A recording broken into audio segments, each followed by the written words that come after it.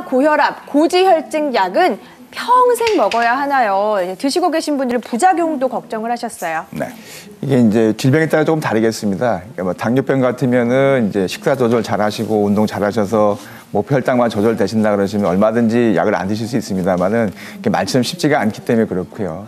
고혈압의 경우는 이제 최근에 그 고혈압 기준도 바뀌었고요. 뭐 당뇨병이라든지 만성 콩팥질환 같은 합병증이 없다고 한다 그러면 어느 정도 혈압이 안정권에 계실 경우 약을 줄이거나 또는 끊는 것을 시도해 볼 수는 있겠습니다. 네. 하지만 끊으시고 나서 그게 끝나는 게 아니고요.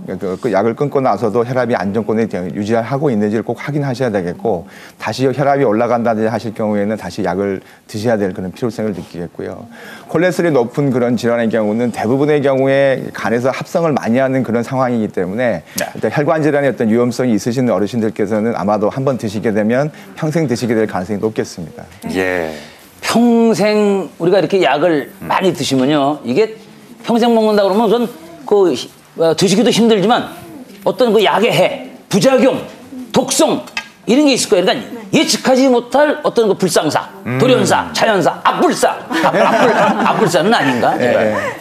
예, 사실은 이제 보통 이제 이 약은 부작용이 없습니다라고 말을 하는 경우가 있는데요.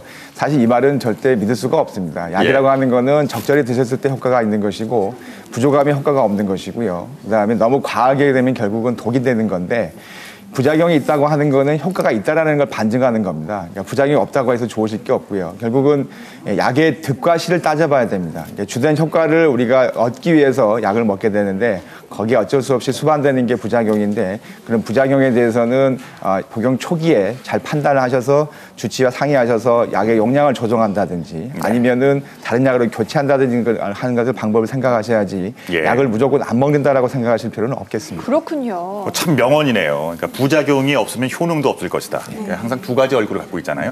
근데 말이죠. 이제 여러 가지 만성질환 가운데 당뇨라든지 고혈압 약은 한번 시작하면 평생 드셔야 된다고 하잖아요.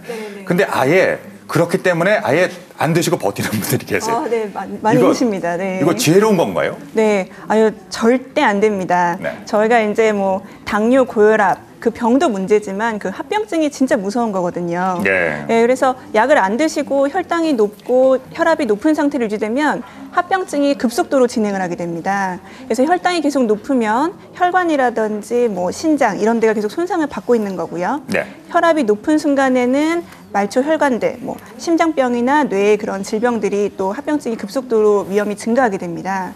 그래서 많은 분들이 얘기하시는 게 내가 생활 습관 바꿀 테니까 그냥 약을 안 먹겠다 그러시는데요. 이제 그런 분들께는 약 드시면서 생활 습관 교정을 같이 병용하시라고 말씀을 드리고요. 또 그렇게 돼서 생활 습관이 너무 좋아지시면 이제 뭐 약을 줄이시거나 약을 끊는 경우도 있기 때문에 약은 같이 시작하시라고 권유를 드리고 있습니다. 네, 약을 드시던 끊던 KBS